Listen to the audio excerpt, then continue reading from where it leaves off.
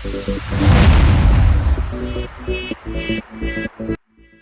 evening, everyone, and welcome to my Blackforce experience. Tonight we have Nadine Layne. She is one of our students, alumni, as well as even a current student in the Cohort 5. So, without wasting much time, I would like Nadine to introduce yourself. Please, Nadine, over to you. Introduce yourself. Tell us who you are. Hi, my name is Nadine Layne, and I am currently in Ontario. I started with Blackforce, I would say about 2 years ago with the Cohort 2. But before Cohort 2, I took Labatope's first ever developers class. Without any background in developers, actually. My experience, I have over 9 years experience in the airline industry for American Airlines. And before that, I was in customer service in the culinary areas. So I'm a sommelier. So I have a certificate as a sommelier as well. And I also worked as a car salesperson in the Caribbean. I moved to the Caribbean and I've lived there for almost 10 years and then came back to Canada. So I've always reinvented myself. I'm not fearful to try something new. So to come to Blackforce and just say, okay, yeah, I'm going to sign up for developers was not strange for me. So I'm very happy that I did that. Good stuff. Well done, Nadine. So now, the most important question. You've done a lot of stuff, which is fine, and you were introduced to Salesforce. What makes you think Salesforce was an ideal career you can venture into? Why Salesforce? Actually, before I had a friend that introduced me to Salesforce. There was something, I believe they were in your cohort 1, and they came and we were friends for a long time, and they said, I think you can do this. This is for you. I think you can do it. And I Googled it and I looked at it and I listened to the explanation of, it is a remote job, and even it's not even so much the salary, the fact that I could be at home. And I was always a techie, nerdy person. I also have a degree as a chemical technologist. So formulas and math and physics, it was not something I ran away from. So I said, okay, yeah, I am looking for a change in career because customer service with the public is not the easiest of jobs. And it was weighing on me, and I needed to change into something, but I just didn't know what. And so when I found out about Salesforce, and then just even hearing the name Blackforce, I was like, yeah, this speaks to my heart. To learn something new from my people. Yeah, okay, let's try. Good stuff. Yeah, well done. Thanks, Nadine. I know it can be very hard because obviously without your technical background, it might be very hard. So when you join Blackforce, you join as obviously you join in a session where we are trying to see if 6 weeks was enough to do developer. And I remember I was teaching that class and I was like, if you don't know this, just forget it. You can never become a developer. I remember you doing that and I was shaking my head why would anyone subject themselves to this kind of torture, right? To me, it wasn't a torture. It was me teaching you, but I felt it was torture for some of the students because they were trying to figure out what's going on. So what was your experience like when you were learning to develop websites? That was a white knuckle ride. Me and my day one Erica, we will always say that was a white knuckle ride. We got fed coding by a water hose. But it didn't deter us. We stayed up all night. We tried our best to figure out everything. We worked on things we didn't understand. Honestly, we didn't. But we wanted to. The hunger was there. We tried our best to get it. We understood some things. 6 weeks was really not enough, especially with no coding background. Was really not. That was just a test. That was a test. Yes. I wasn't planning to teach anyone developer in 6 weeks. I just want to run and see whether the pace was enough and everything, but obviously it was wrong, right? So we had to move. So now the question is this, Nadine. You've been with Blackforce for, I would say, almost 2 years, but you've always come back. Cohort Yes. one, you were not in cohort one, but cohort two, cohort three, cohort four, now cohort five. Okay, I'm a bit confused, right? So let's break it down.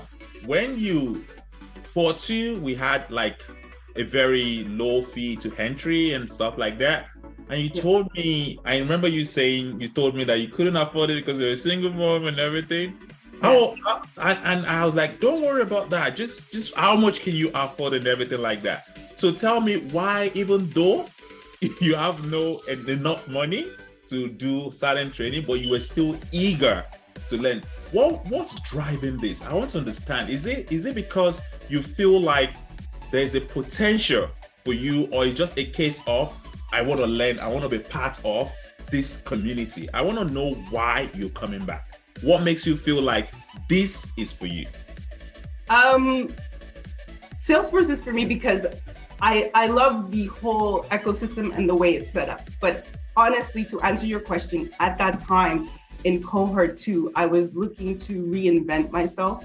I was not for those of you that are single moms in Toronto, and Toronto is a 2-income place, first of all.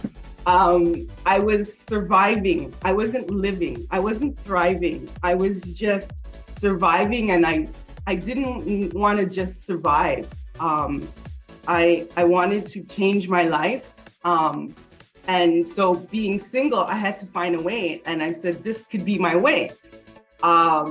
This could be the change, the reinvention that I could take for myself. I signed up without really grasping what I was getting into. Like, I was at a full-time job at American Airlines and trying to do this intense professional training in an area that I had no knowledge of, which, looking back, I don't know if I can recommend it to anybody. But being the person that I am, I didn't want to give up. I was ambitious and I went for it. Don't worry, we're gonna get into a lot of details right now. Now at Blackforce, we have an intensive training, something that sometimes it can be very discouraging if you're doing stuff and you're not getting it, okay? One of the things we do at Blackforce is we work as part of a team on a project. And I remember during Core 2, you were in a group and you had some form of work experience and stuff like that. Yeah. I would like you to explain to me or share your moment there. Like, how was that work experience like to you? For instance, let me give you some context to it. You are over 40, yeah? And you're working with, I would say categorically, mostly Nigerians, right? Yes. I know about your group. I receive a lot of complaints and stuff. How was the experience like for you working as part of a diverse team in this kind of community? Well, they didn't know my age at that time. But I went along with it. I immersed myself. I interacted with everybody, and we tried to put our group together, but it's hard when not everybody's on the same level, on the same page. So you go out and you find the ones that you can connect with, and that you are seeing things the same way, that are go-getters too, on the same level that you are. And that helps for anybody coming in. That would help. You have to find your people. You have to find your tribe. I'm sure a lot of people on this experience have said that before. That is what gets you through being in a team. But you also have to, reinvent yourself too. You have to look at yourself and how you are contributing to the team. What can you do better? What can you change about yourself? How do you not hold back the team, but try to, push it forward to get things done? And it's hard. Yes, it was a hard process to learn. I would say I had to change myself a bit too. Yeah. Well, the question is, did that moment help you in, obviously we're going to go into your job very soon, but did that moment help you, learn better and understand people better? Because one thing you've always done is you've always talked to people because you're a customer representative. So, your job is to make sure that the customer don't get upset right now. But now you're working as a team of equally, I wouldn't say smart, but equally brilliant people that was meant to achieve a particular result. Do you think Right. that experience helped you to, bring you back to the realities of things, right? Like, I need to lead this project, I need to make this successful. And when things are not going on well, how were you able to cope? Because because this is a major part of this training, the work experience. How you relate with people in the work experience can break you. Was there any point in time you feel like Blackforce isn't for me and I want to just give up? No, never. That was never, it wasn't about Blackforce, but I did have an experience where we had a work project and the team was just not in sync. And I really tried. I put my effort, I tried to get everybody together, and everybody at that point had their own personal issues. Along with myself, everybody was trying their best, but it was not, I think it was timing. And because I could see that it wasn't going to be representative of my efforts, I had to step away and take myself away from that process. And I think I reached out to you and I explained to you how I was feeling, and you said it was okay. But I felt in a way that I was letting you down as well. But I knew that that would have been the best thing for me to do at that point. Yeah.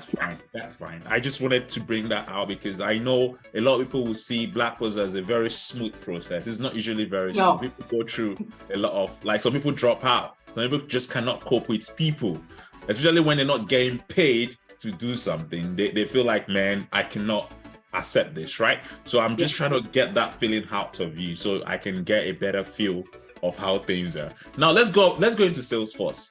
Yes. Salesforce is an interesting, computing, cloud-based computing, and it's enjoyable if you get it. Yes. What did you get about Salesforce that makes it so interesting for you? What do you like about Salesforce? What would you say your favorite aspect of Salesforce? And please don't tell me flow, but tell me something more interesting. Like, why do you like Salesforce so much? Okay, so yeah, I'm gonna say flow, but also too, I like when I can make a process work. When I can get it to work, that's the happy dance. And over the years that I'm in Salesforce, I've had that dance quite a few times, and you have that joy. Nothing beats that when you have a process working exactly the way you want it to work, seamlessly, without any errors. I hate those red errors that come up. And you can figure it out, and you learn how to fix it, how to make it better, how to make it work more robust. That's the good feeling. That's the feeling I always go back to in Salesforce. That makes me happy. Good. So now you're telling me that anyone can do Salesforce? Anyone, absolutely. What makes you think anyone can do Salesforce? What makes you think is so, like, we need to put things relatively, right? Yeah. I know you're smart. I know you're a go-getter. I know you can do this. But do you think your personal attributes, like your personality, your brilliance, has made Salesforce easy for you, or you feel like anyone with a little bit of common sense will be able to do Salesforce? Tell me the truth. Do you feel anyone with common sense can do Salesforce, or it's just a case of I'm a bit of a go-getter, that's why I'm getting it? Let's differentiate that. Okay, so anyone with common sense can do Salesforce, but you do need to be a go-getter because it's not easy. You have to change your mind. I had to change my mindset. I had to reevaluate myself personally. I had to journal. I had to listen to motivations on a daily basis. I had to sleep with motivations to keep going, because there is a point, it's like, okay, I was working full time and studying Salesforce. It was hard. It's not easy. I would never say it was easy. It was always hard, but it's up to you as a person. What did you want? Did you want it to reinvent yourself? Do you want to get to the other side and to make that quantum leap? Because getting into the ecosystem of Salesforce is a quantum leap in your life. you have to put that hard effort in. You have to sacrifice. It's not easy. Be prepared to sacrifice. Thank you, Nadine. Again, Salesforce is easy, but it's not easy. The side that is not easy is the fact that you have to work hard. You have to stay to fix your problem. The answer is there, but you have to stay and fix it. You have to stay late in the night trying to figure out how things work, okay? But eventually you will get it, right? So if you can follow the instructions, you can get it. But it's not like it is complex, it is rocket science or something like that. So you need to differentiate both of them, right? Yes, absolutely. So now, I agree. Good stuff, Nadine. So now, Nadine, you've done the Salesforce, you now figured it out, you now feel this is the right career for me and I want to get involved. It's time to look for job. It's time to look for job. You started applying. Anytime you get a lead, you just tell me, I got a lead. Like, they're calling me for stage one, and I'm like, okay, you're gonna get it. The next thing you tell me, they're not calling me again. Like, I got worried at some point. Can you tell us through the process of looking for job? How did you before you find job, how did you get into that job application mood? What was your strategy? How did you find that process of even interviewing for jobs? Can you walk us through that process? Okay, so the first step I would say is to make sure that they have your video on interview down pack and know all your questions, because absolutely every one of your questions did come up. So you were not lying. Know those questions. Also, interviewing is a process in itself where you just have to do it. You have to know yourself, know what you're going to say. Yes, write down and know your experience and what you can contribute and what you did in the past and how your actions, complemented your job experience.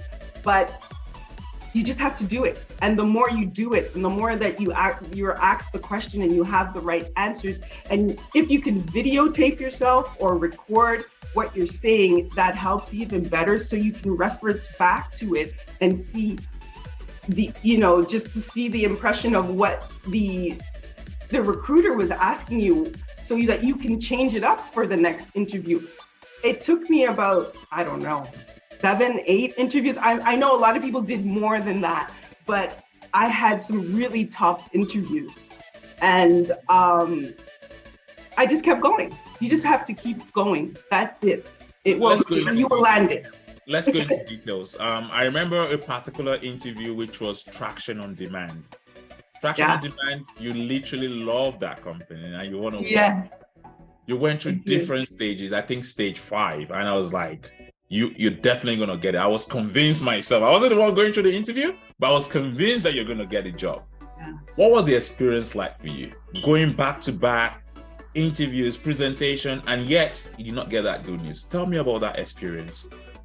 That I put a lot of work into it. It was a lot of late nights.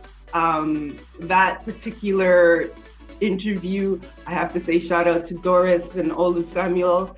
You have to find your people to help you, because you cannot do everything on your own. And so I had my people who come and help me, and I just went through it. You can't think about it.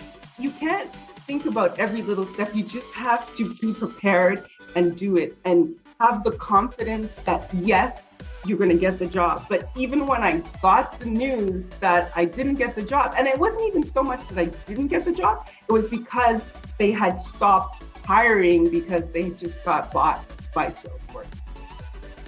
So yeah, I remember that. I had to write a long recommendation letter to convince them that, come on, you're missing out. And the lady got back to me and she was like, it's not hard to make that final decision, and I respected that, right? But I was touched. I was like, I had to ask you, like, do you have all your papers? Are you real in Canada? Because it's absolutely insane for them not to take you after 5 rounds.